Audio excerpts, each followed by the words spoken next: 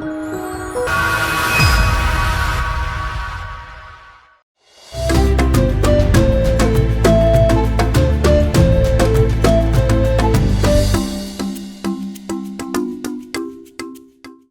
to Star TV News. From our studios here in Serakunda, I am Ajaka Desanya.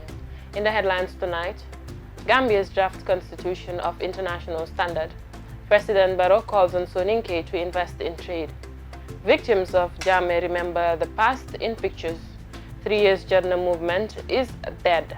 SANNO alleges. On the international scene, Lesotho Prime Minister fails to appear in court for wife's murder charge. Italy towns quarantined as coronavirus cases grow. Iraq extends ban on Iran arrivals amid coronavirus fears. Those were the headlines, and now the news in detail.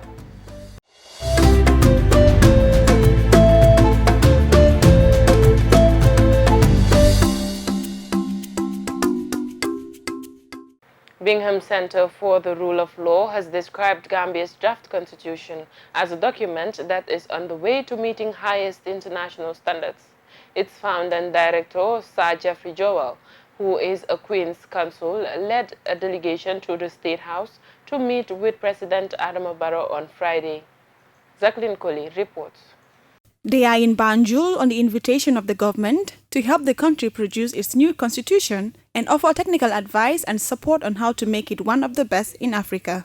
The draft is on the way to meeting highest international standards, such as that of the Commonwealth and a number of advanced human rights and good governance bodies, Sir Jeffrey told the press after an audience with President Barrow. Sir Joel said he is impressed with Gambia's approach to constitutional building process that involved wide consultations and popular participation processed by the centenary. He also said it was an impressive initiative to give such an opportunity for ordinary people to contribute to this process. Such a process can only seek to counteract bad governance, said the council, who was led to the State House by the British High Commissioner. President Barrow, on his part, thanked the Bingham Center for agreeing to offer support to his government efforts in building solid foundation for a third republic in the Gambia. He said, building strong institutions is cardinal to his government's vision, and the UK has been supportive in this process in several ways. The delegation comprised Acting Deputy Director of Bingham Center, Jan Vincent Smith, and Alex Goodman.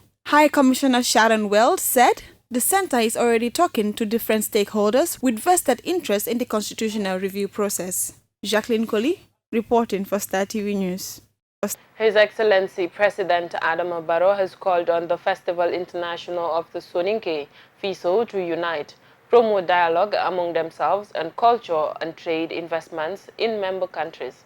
He was speaking at the official opening of the 6th edition of the SONINKE Festival held at the Independence Stadium on Thursday evening. Binto Koli files in this report.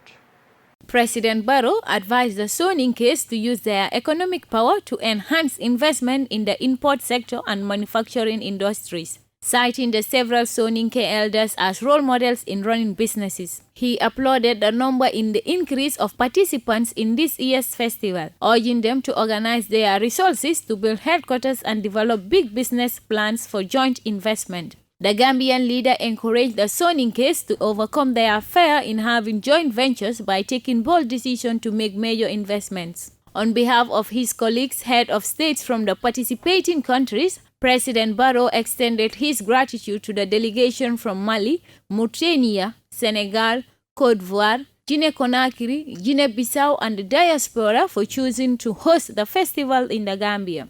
Various speakers at the ceremony emphasized the importance of promoting the SONINKE culture as well as unity and solidarity. Among them was Honorable Mohamed Magasi. Mr. Magasi gave a brief history of how the festival got initiated in France, the first edition held in 2011 in Haya, Mali, and its trajectory to the 6th edition in the Gambia. He thanked President Barrow for gracing the occasion and described him as a role model they are proud of. Acting President of FISO Mali, Mr. Jonkunda Drame, described the SONINKEs as courageous and brave, though urging the young ones to learn from their history. Honorable Musa Toure, representing Gambia Sumpu Duhati, gave a history of efforts to unite the Soninkes in the Gambia since in the 1970s. The president of FISO, Gambia, Mohamed Musa Njai, appealed for land to build a FISO academy to address illegal migration,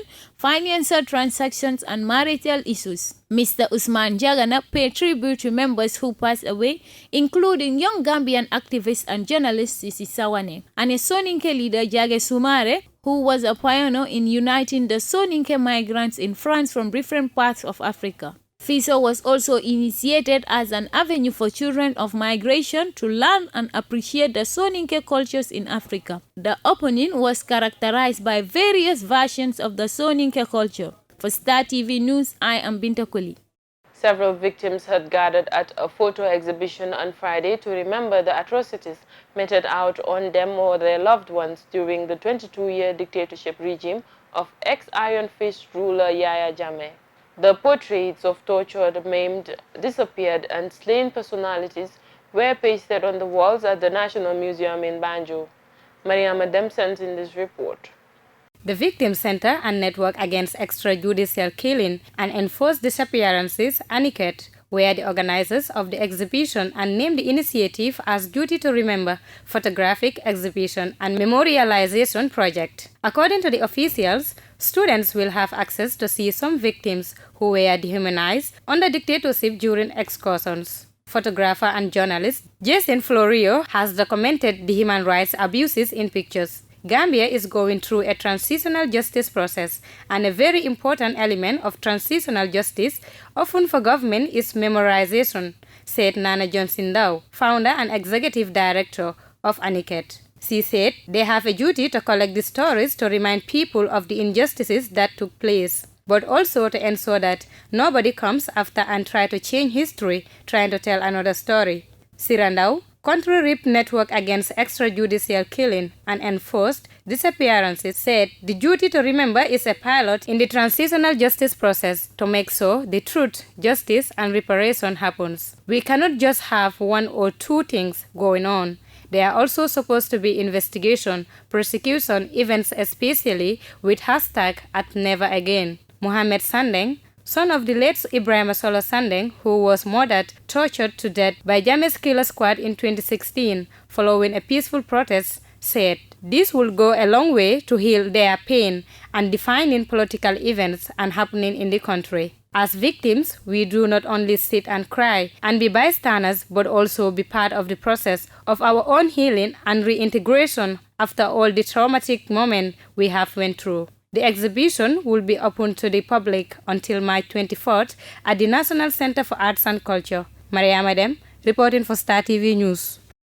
An advisor to the President, Honorable SANNO, on Friday said 3 years JOTNA movement is dead. He made these remarks at the launching ceremony of the National People's Party sister in Brufut. Jacqueline Colley reports. The National People's Party is a newly registered political party that to join the country's political arena with the objective to wrestle down all the political heavyweights in 2020 presidential elections. However, a women association in Brufut under the leadership of Modu Dahaba, named as NPP Sisters, is born with the ambition to support President Barrow. Speaking at the ceremony, Honorable SANNO informed the gathering that the 3 years JOTNA movement is dead since it fell in the nets of law, adding that the diaspora is behind the movement and the 3 years JOTNA has been allegedly saying that President Barrow is a coward, but finally Barrow has allowed the law to take its course on them. Honorable SANNO added that the NPP is a party of peace because all its executives are peaceful individuals and highlighted that the disappointment the United Democratic Party did to Undanyang, President Barrow and himself, saying whoever stays with that party will face similar disappointment. Honorable SANNO urged the people of Brufut to stay away from anything that will hinder the peace and tranquility of this country.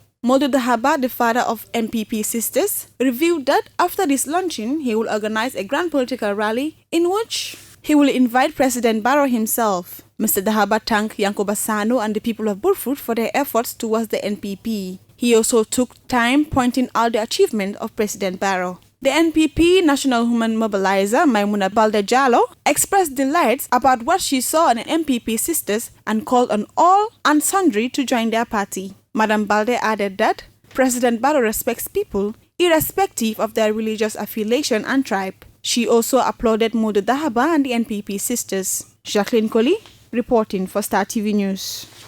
Awards committee officials faced reporters days after a bruising nomination phase that ended with the shortlisting of 43 candidates of individuals and organizations. Binta Colley has the rest of the stories.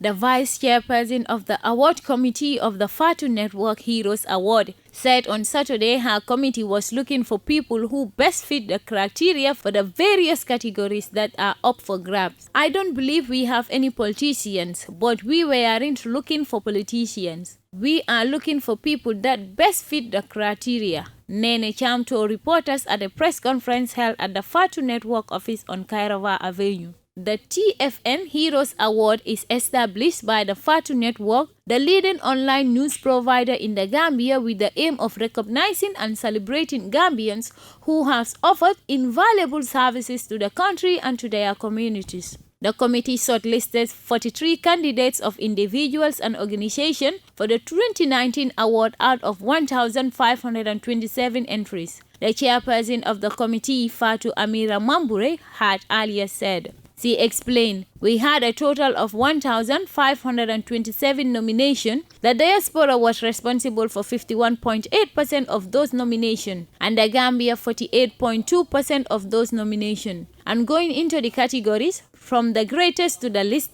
we had exemplary youth 26.2%, 400 nominations. We have the philanthropist of the year, which was 14.4% of the nomination. Man of the Year, 195 nomination. The Green Award, 181 nomination. Woman of the Year, 154 nominations. Agricultural Leader, 108 nominations. Education Prize for Excellence, 85. Health Servant of the Year, 70. Diaspora Engagement, 62. Iconic Gambian, which our posthumous award, 45. And our Trailblazer, 7. Pastor Fabes, a member of the committee on how the candidates were nominated, said there was a list of criteria put out which was specific for each category. Fortunately, a lot of people answered according to the category requirement, he said. The general public will now have the opportunity to vote the nominees of their choice from Monday, 24th February to Sunday, 8th March 2020 via official text message and the award online platform. And the awards online platform, tfnheroes.com. For Star TV News, I am Binta Colley. We'll be going for a short break and we'll be right back with the international news. Please stay tuned.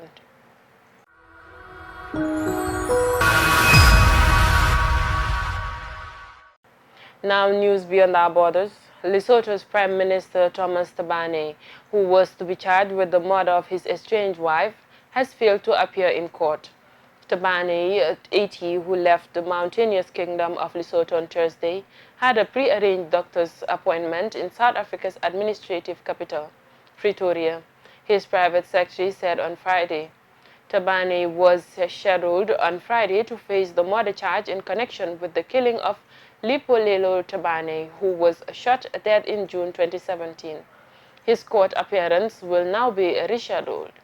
Al Jazeera's Fahmida Miller has more from the capital, Maseru. Prime Minister Tom Thabane avoided being charged with the murder of his second wife, Lipolelo, when he failed to show up in court on Friday.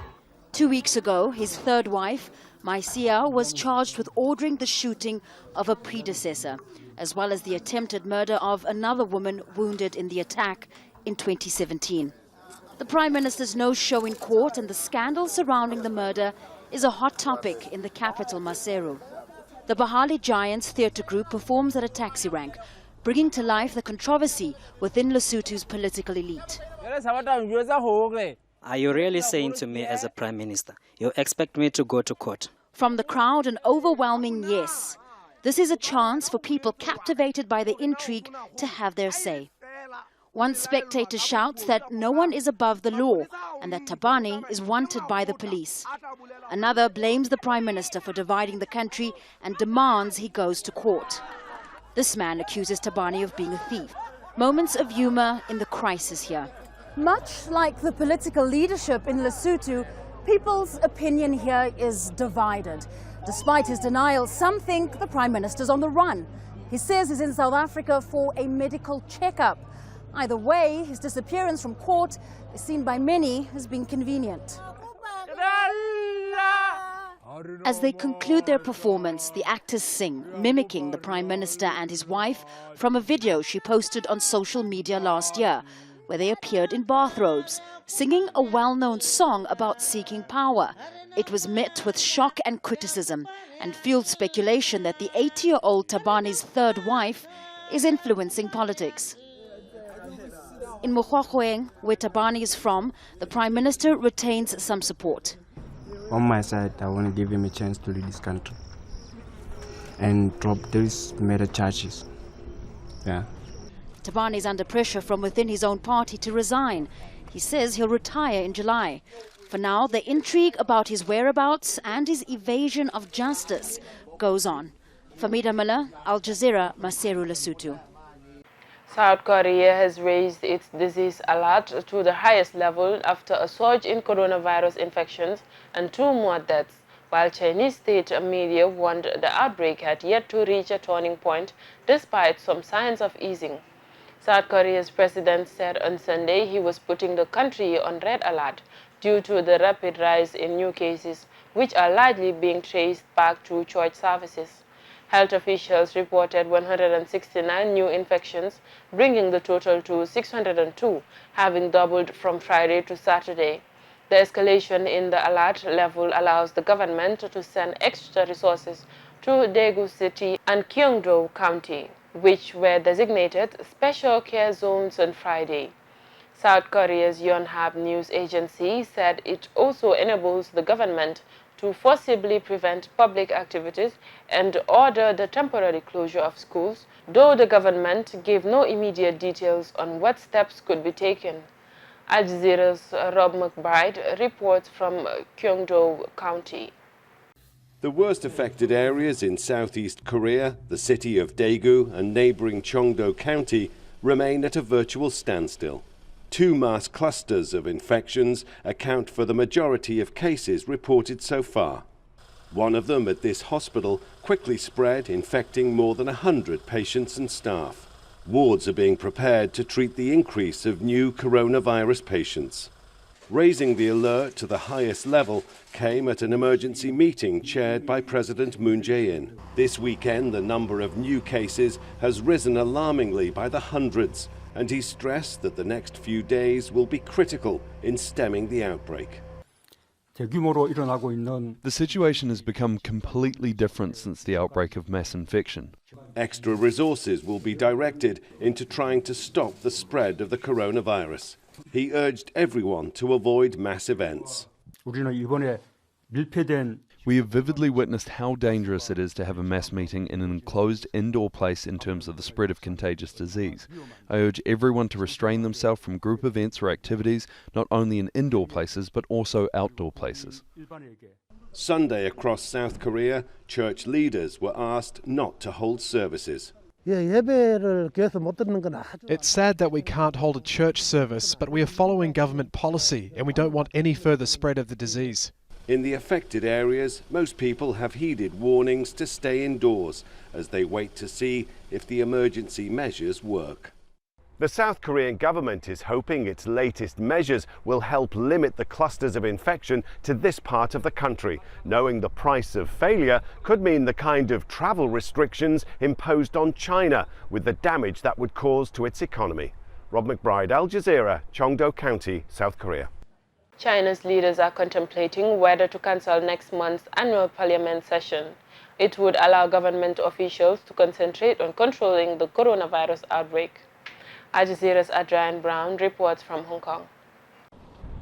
The National People's Congress is China's biggest political event of the year, drawing almost 3,000 delegates from across China. One of the few occasions when all of China's leadership is on show. But the government's own advice is for people to avoid large public gatherings. That means this year's NPC is almost certain to be postponed, possibly delaying a key announcement on economic growth targets. China's President Xi Jinping says that getting the economy moving again while containing the spread of the virus remains his priority. He has to tell the Chinese people something. You can choose total blackness or you can choose a sort of veneer of transparency. What we don't know, as with all governments, is what's happening behind closed doors, all those sorts of things. And more importantly, for transparency, what we don't know is that what's coming out in the media is something we can necessarily trust. Ryan Manuel is an expert in China's public health system. He says the government's initial response to the outbreak in early January was correct. It reacted very quickly. It found out what the virus was, it got a test for the virus, and then that period, 2 weeks afterwards, it reacted appallingly. This past week, Chinese diplomats have been on the offensive, defending the expulsion of 3 foreign reporters and brushing aside international skepticism over the constant changes to China's testing criteria for the virus. But that criticism has been very selective, says one analyst. They shout at the US and saying that the US making the virus worse and is discriminatory against China. But when nowadays Russia made a decision to close the border for all the Chinese nationals, they do not say a word. It's not just the National People's Congress that's now in doubt. So too is a key economic conference known as the BARROW Economic Forum, also held each year in March. If the National People's Congress is cancelled, then analysts say there's one thing guaranteed to be missing from the agenda when it does eventually convene: a call to hold China's leaders to account for this crisis. Adrian Brown, Al Jazeera, Hong Kong. A third person has died of coronavirus in Italy. The number of cases is now more than 130, the majority of them in the northern Lombardy region. The Italian Prime Minister has announced a quarantine on several towns, affecting 50,000 people, and the last few days of the Venice Carnival have been cancelled. Al Jazeera's Catherine Stang has more. More drastic measures in Italy as doctors struggle to contain the spread of the coronavirus. The mayor of Milan has ordered schools to close for at least a week. Sporting events in the Lombardy and Veneto regions have been cancelled. So have the final days of the world-famous Venice Carnival, a disappointment to thousands of revelers.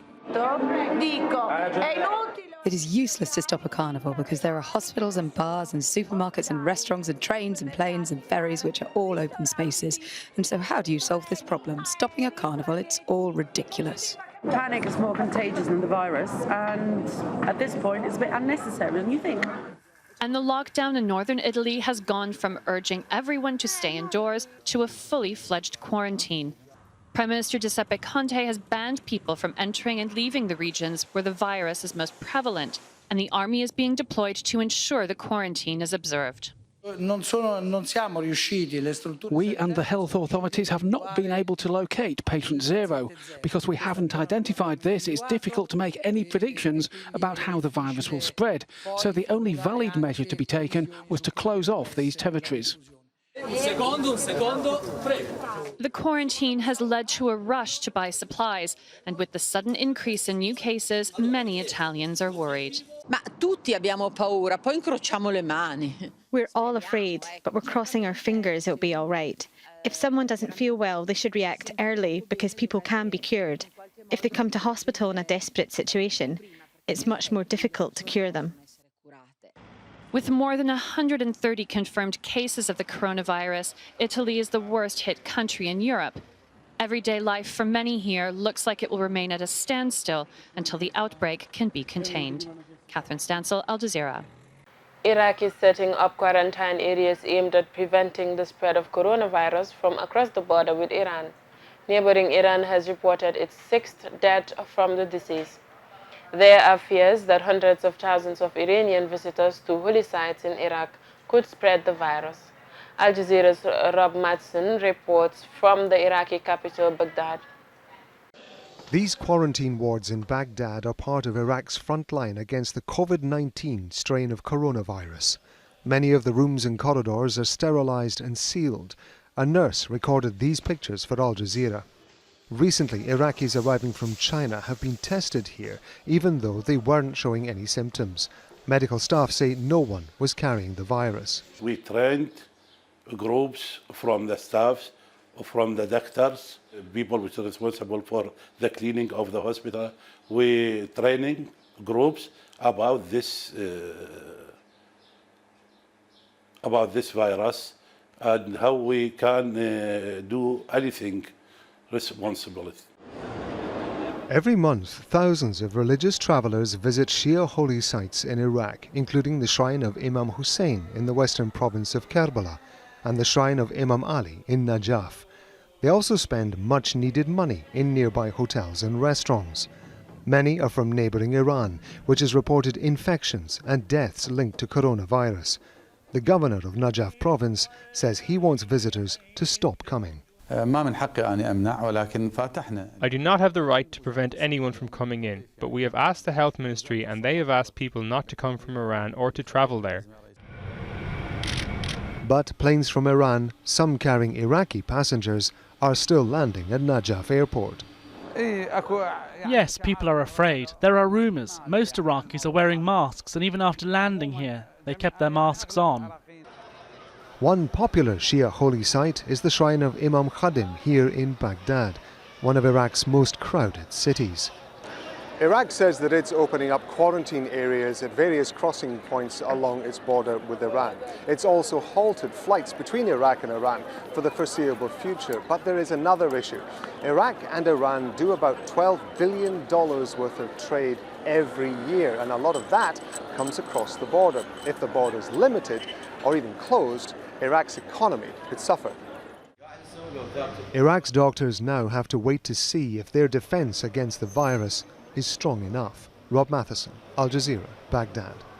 Before we end the news, a recap of our main headlines.